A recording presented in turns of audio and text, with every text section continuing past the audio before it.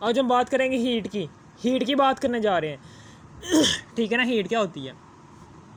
सबसे पहले तो हम हीट की बात करने जा रहे हैं। हीट क्या होती है? द अमाउंट ऑफ एनर्जी, यानी कि फॉर एग्जांपल ये चाय का कप है, ये चाय है,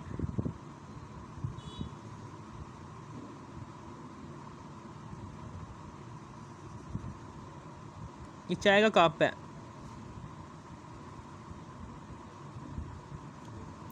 और यहाँ पर करके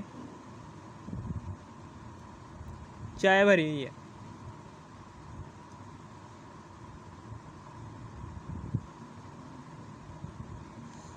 ठीक है ना। और यहाँ पर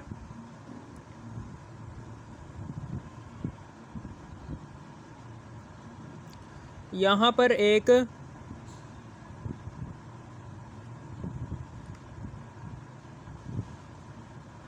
बर्फ का कोला है, यहाँ पर बर्फ गिरी हुई है। ये क्या है? ये बर्फ है।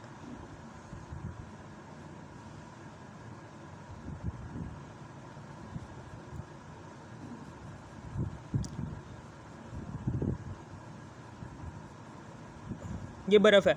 ठीक है ना। ये चाय का कप है, ये चाय का कप है, ये बर्फ़ का गोला है। ठीक है ना। ये चाय है, चाय में से हीट को खारिज होगी, यहाँ पर हीट जो उनसे होगी वो खारिज होगी। आपको पता है कि ये चाय है, इसका टेम्परेचर कितना है? 100 डिग्री सेल्सियस। जबकि जो उनसे सराउंडिंग का टेम्परेचर है, इन्वायरमेंट का टेम्परेचर जो उनसे है वो है जी 25 डिग्री सेल्सियस। यहाँ पर बर्फ़ का टेम्परेचर जो है वो है -20 डिग्री सेल्सियस, जबकि इन्वायरमेंट का टेम्परेचर है जी 25 डिग्री सेल्सियस।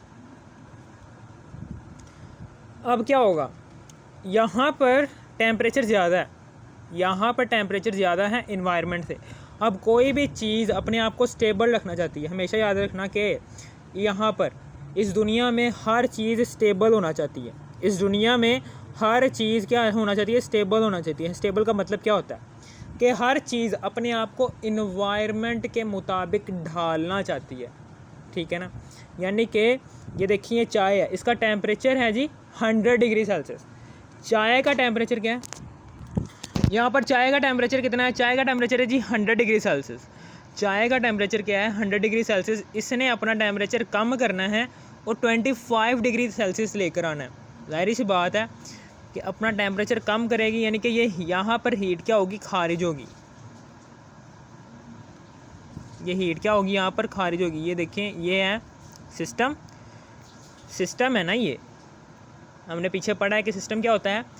जो चीज़ अंडर, यानी कि जो चीज़ आप ऑब्ज़र्व कर रहे हो ना, वो चीज़ होती है सिस्टम। यहाँ पर चाय को ऑब्ज़र्व कर रहे हो, अंडर ऑब्जर्वेशन जो सी चीज़ हो उसको हम कहते हैं सिस्टम। ये है जी यहाँ पर इसकी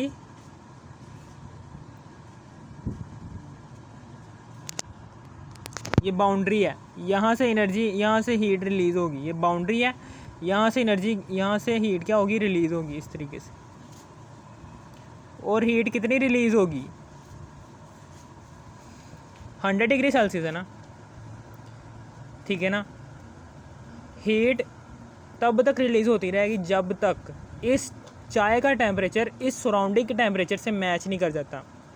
यानी कि 75 डिग्री सेल्सियस टेम्परेचर। यहाँ पर क्या होगा? यहाँ पर 75 डिग्री सेल्सियस वाली हीट, 75 डिग्री सेल्सियस वाली हीट क्या हो जाएगी? बाहर चली जाएगी। और 25 डिग्री सेल्सियस वाली हीट अंदर ही रहेगी। ये यहाँ पर 25 डिग्री सेल्सियस वाली हीट अंदर ही रहेगी। और 25 डिग्री सेल्सियस जैसे इसका टेम्परेचर चाय का हो जाएगा, यानी कि चाय का टेम्परेचर इस इन्वायरमेंट के टेम्परेचर के मुताबिक ढल जाएगा ना, तो ये हीट भी खारिज करना बंद कर देगी। अब क्या होगी? ये चाय स्टेबल हो गई है।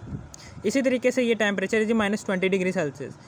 यहाँ पर क्या है? टेम्परेचर बहुत ही कम है, टेम्परेचर बहुत ही कम है। तो यहाँ पर क्या होगा? यहाँ पर हीट एब्जॉर्ब होगी, इस तरीके से एब्जॉर्ब होगी यहाँ पर हीट।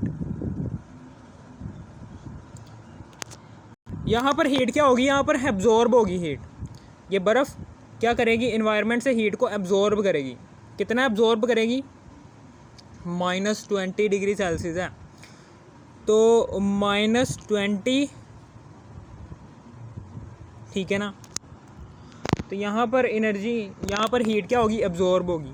जैसे हीट एब्जॉर्ब होगी तो ये सिस्टम का टेम्परेचर क्या हो जाएगा, बढ़ जाएगा। जैसे ही सिस्टम का टेम्परेचर बढ़ जाएगा, जैसे ही सिस्टम का टेम्परेचर 25 डिग्री सेल्सियस हो जाएगा ना, तो हीट भी जज़ब होना बंद हो जाएगी, ठीक है ना। और ये सिस्टम क्या हो जाएगा, ये सिस्टम स्टेबल हो जाएगा। यानी कि सिस्टम ने अपने आप को सराउंडिंग, सिस्टम का टेम्परेचर सराउंडिंग के टेम्परेचर के बिल्कुल इक्वल हो गया और अब सिस्टम अपने आप को स्टेबल महसूस करेगा। अब ये हीट को एब्जॉर्ब करना बंद कर देगा और यहाँ पर ये अब पानी में तब्दील हो जाएगा। ये बर्फ़ क्या हो जाएगी, पानी में तब्दील हो जाएगी, ठीक है ना। समझ आ गई आपको। अब ये वाली सारी की सारी बातें लिखनी है, ठीक है ना। The amount of energy which move across the boundary of system, heat क्या होती है, the amount of energy which move across the boundary of system, the amount of heat which move across की तरफ, अक्रॉस का मतलब है की तरफ, the amount of energy which move across the boundary of system, यानी कि वो वाली हीट की मिकदार कि जो सिस्टम की बाउंड्री से सराउंडिंग की तरफ चली जाए, ठीक है ना। The amount of energy which move across the boundary of system and surrounding due to difference in temperature. इसकी दो डेफिनेशनें बनती हैं। The amount of energy which move across the boundary of system, the amount of energy which move, the amount of energy which move across the boundary of the system, यानी कि वो वाली energy की मिकदार कि जो सिस्टम की boundary से surrounding की तरफ चली जाती है। Due to difference in temperature, due to difference in temperature, temperature में डिफरेंस की वजह से एनर्जी की वो मिकदार कि जो सिस्टम की बाउंड्री से निकल कर सराउंडिंग में चली जाए, उसको हम कहते हैं हीट। उसको हम क्या कहते हैं, हीट, ठीक है ना। समझ आ गई आपको। इसी तरीके से यहाँ पर भी यही है। इसकी एक और डेफिनेशन भी है, the amount of energy which move toward the boundary of system, which move toward the boundary of system and surrounded to due to in difference in temperature, यानी कि यहाँ पर क्या हुआ है, यहाँ पर सिस्टम की बाउंड्री की तरफ इन्वायरमेंट से हीट आई है और सिस्टम में एब्जॉर्ब हो गई है। ये जोन सी हीट की मिकदार सिस्टम में एब्जॉर्ब हो जाए ना, उसको हम कहते हैं जो एनर्जी इन्वायरमेंट से सिस्टम में एब्जॉर्ब हो जाए, उस एनर्जी को कहते हैं हीट। और जो एनर्जी सिस्टम से सराउंडिंग की तरफ चली जाए, जो एनर्जी सिस्टम से सराउंडिंग में चली जाए due to difference in temperature between surrounding and system, उस एनर्जी को कहते हैं हीट। दो डेफिनेशन। अब उसके बाद इसकी रिप्रेजेंटेशन है। इस हीट को रिप्रेजेंट करते हैं क्यू से। इसी तरीके से साइन कन्वर्सेशन के कब हीट पॉजिटिव साइन में कैलकुलेट होगी, कब हीट नेगेटिव साइन में कन्वर्ट होगी। Sign conversation, when heat is, जब हीट एब्जॉर्ब हो रही होगी ना, तब हमेशा हीट का साइन आएगा positive. When heat is absorb by the system the sign will be positive. यहाँ पर ये सिस्टम जो सा है ये हीट को एब्जॉर्ब कर रहा है सराउंडिंग से, तो जो सा हीट का साइन आएगा वो पॉजिटिव में आएगा। और जब हीट रिलीज़ होगी सिस्टम से, और जब हीट रिलीज़ होगी सिस्टम से, जब हीट रिलीज़ होगी ना सिस्टम से, ठीक है ना, तो तब जो सा हीट का साइन आएगा ना वो नेगेटिव आएगा। जब सिस्टम में एब्जॉर्ब होगी हीट, तब हीट का साइन पॉजिटिव आएगा। और जब हीट सिस्टम से रिलीज़ होगी तो तब क्या आएगा, हीट का साइन नेगेटिव आएगा, ठीक है ना। समझ आ गई यहाँ पर, यानी कि यहाँ पर आएगा हीट का साइन पॉजिटिव में और यहाँ पर हीट का साइन आएगा नेगेटिव में। इसी तरीके से आयोनाइजेशन एनर्जी, एनर्जी होती क्या, आयोनाइजेशन एनर्जी होती क्या है, इसमें क्या होता है, मिसाल के तौर पर सोडियम है, सोडियम एटम के वैलेंस शेल के अंदर एक इलेक्ट्रॉन होता है, इस एक इलेक्ट्रॉन को खारिज करवाना है ना, तो आप सोडियम एटम के वैलेंस शेल में एक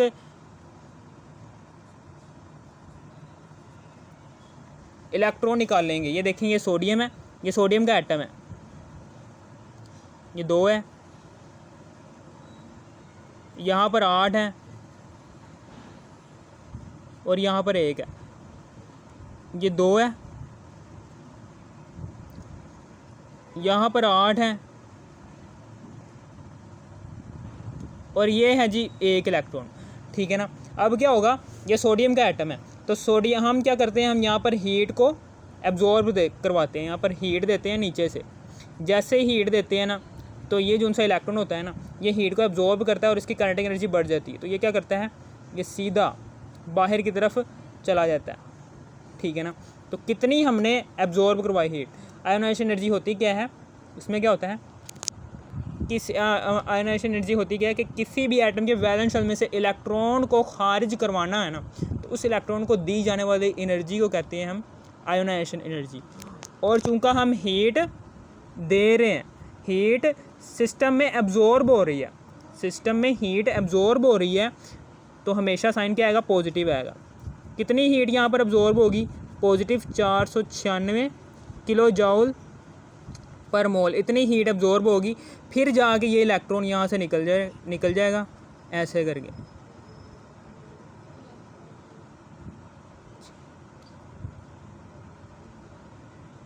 ठीक है ना। 496 किलो जूल पर मोल है, 496 किलो जूल पर मोल इस सिस्टम में हीट एब्जॉर्ब हुई। चूँकि सिस्टम में हीट एब्जॉर्ब हो रही है तो पॉजिटिव साइन आएगा। तो डेल्टा एच क्या आ गया यहाँ पर, डेल्टा एच हीट ही है, इतनी हीट एब्जॉर्ब होगी, तो ये अपने आप इलेक्ट्रॉन यहाँ से निकल जाएगा।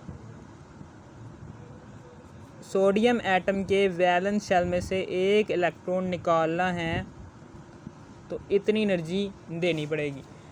सोडियम एटम के वैलेंस शेल में से एक इलेक्ट्रॉन निकालने के लिए जो सी आपने सोडियम एटम को एनर्जी प्रोवाइड की है वो जी 496 किलो जूल पर मोल, और इतनी हीट